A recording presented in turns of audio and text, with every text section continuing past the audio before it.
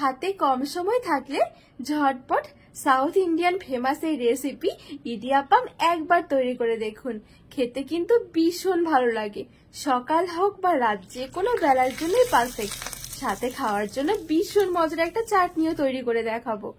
এতটা নরম তুলতুলে হয় যে মুখে দেওয়ার সাথে সাথেই মিলিয়ে যাবে।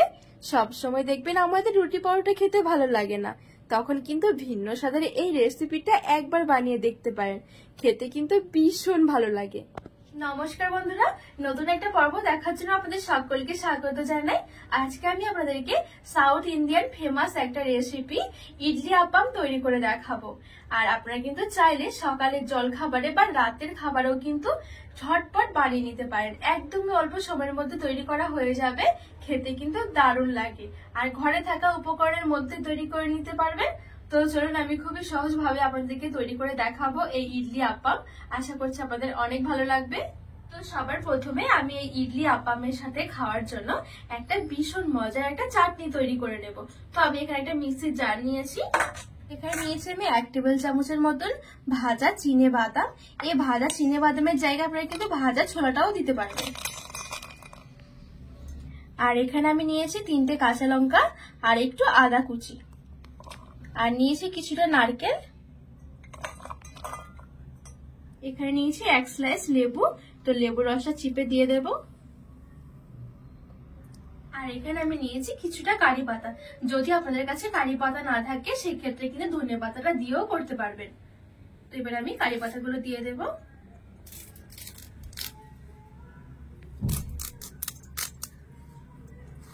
আর এখানে নিয়েছি 1/2 টেবিল চামচ চিনি।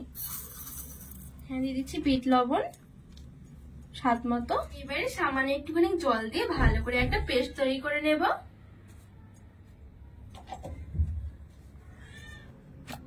তো এখানে আমি খুব সুন্দর করে দেখুন সবকিছু বেটে নিয়েছি। এখন কিন্তু আমাদের এই চাটনিটা রেডি করা হয়ে গেছে। এবার এখানে একটা প্লেটের মধ্যে নিয়ে নেব।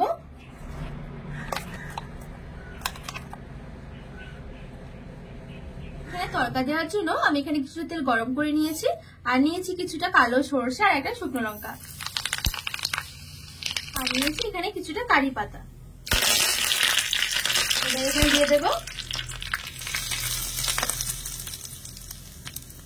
তো এখানে আমার ইডলি আপ্পামের সাথে খাওয়ার জন্য চাটনিটা একেবারে রেডি করা হয়ে গেছে। এবারে চলুন আমি ইডলি আপ্পাম গুলো তৈরি করে নেব। তো এখানে আমি নিয়েছি একটা বাটির মধ্যে 1 বাটি চালের গুঁড়ো। আপনারা কিন্তু এখানে যে কোনো চালের গুঁড়ো দিয়ে করতে পারেন। তো এখানে আমি শুকনো চালের গুঁড়োটা নিয়েছি, যেটা বাজার থেকে কিনতে পাওয়া যায়। তো এখানে 1 বাটি নিয়েছি। আপনারা কিন্তু এর থেকে বেশিও নিতে পারেন, আবার কমও নিতে পারেন। দিয়ে দিচ্ছি লবণ। লবণটা দিয়ে একটু মিশিয়ে নেব। আর ওপর থেকে দিয়ে দিচ্ছি গরম জল। অল্প অল্প করে দিয়ে মেখে নেব।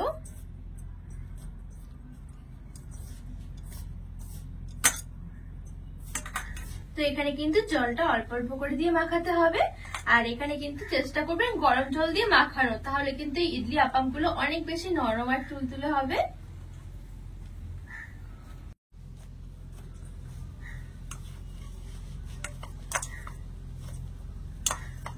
দেখুন আমি এখানে খুব সুন্দরভাবে একটা ডো এর মতন মেখে নিয়েছি, একটা ডো বানিয়ে নিয়েছি।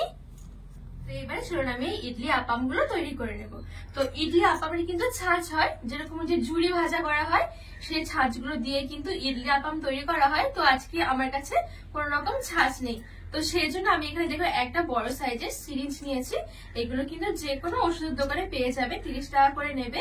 একটা এরকম কিনে রেখে দেবেন, যে কোনো পিঠে বা যে কোনো কিছু তৈরি করতে কিন্তু খুবই প্রয়োজনীয় একটা জিনিস বলতে পারেন। তো এটা দিয়ে আজকে আমি আপনাদেরকে ইডলি আপ্পাম তৈরি করে দেখাবো। তো এখানে কিন্তু একটু সেফটি পিনকে আগুনের মধ্যে ধরে এরকম দেখুন ফুটো ফুটো করে নিয়েছি। তো এখানে আমি 3টে ছোট ছোট বাটি নিয়েছি, বাটির মধ্যে একটু তেলও নিয়ে নিয়েছি। তেলটা ভালো করে একটু লাগিয়ে নেব, একদমই সামান্য। এবারে এই ডোয়ের এখান থেকে আমি অল্প অল্প করে নিয়ে নিচ্ছি। একটু লম্বা করে নিচ্ছি। এবারে যে আমি সিরিঞ্জটা নিয়েছি সিরিঞ্জের মধ্যে ঢুকিয়ে দেব।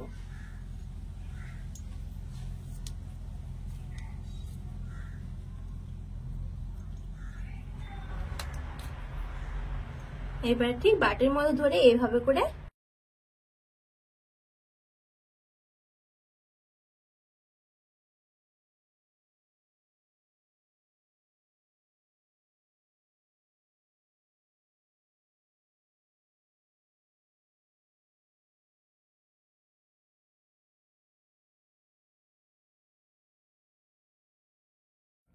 তো সবগুলো বাটির মধ্যে ঠিক আমি একভাবে নিয়ে নেব।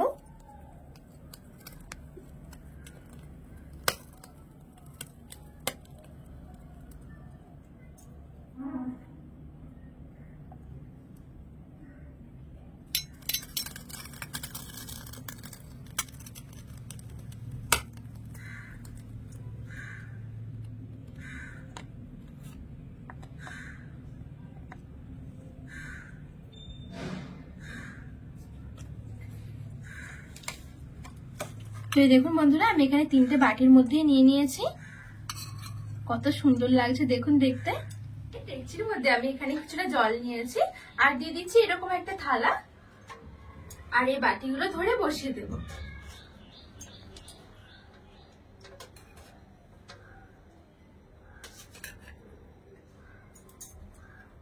এবারে ঢাকা চাপা দিয়ে রেখে দেব পুরো 5 মিনিট মিডিয়াম আছে। তো বন্ধুরা, এখানে আমার 5 মিনিটের মতন হয়ে গেছে। এবার ঢাকনাটা খুলে নেব। আর এই দেখুন কত সুন্দরভাবে হয়ে গেছে এটা।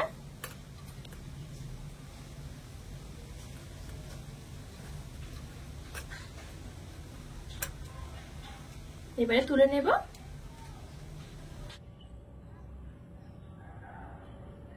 তো এবারে একটা আপনাদেরকে দেখাই যে কতটা সুন্দর হয়েছে দেখুন। খুবই সহজ তৈরি করা, একদম অল্প সময়ের মধ্যে কিন্তু ঝটপট একটা হেলদি জলখাবার বলতে পারেন। আর দেখতেও দেখুন কি দারুণ হয়েছে। তো ঠিক আমি একভাবে সবগুলো রেডি করে নিয়েছি আর এখানে একটা প্লেটের মধ্যে সাজিয়ে নিয়েছি। আর দেখতেও দেখুন কি সুন্দর লাগছে দেখতে। তো এইবারে দেখুন একটা আপনাদেরকে দেখাই যে কতটা নরম তুলতুলে হয়েছে। খাওয়ার সময় এতটা মজা লাগে, এগুলো মুখে দেওয়ার সাথে সাথেই মিলিয়ে যায়। আর খুবই অল্প সময়ের মধ্যে কিন্তু দারুণ একটা জল খাবার রেসিপি হয়ে যায়। হাতে একদম যখন কম সময় থাকবে তখনও কিন্তু ঝটপট তৈরি করে নিতে পারবেন।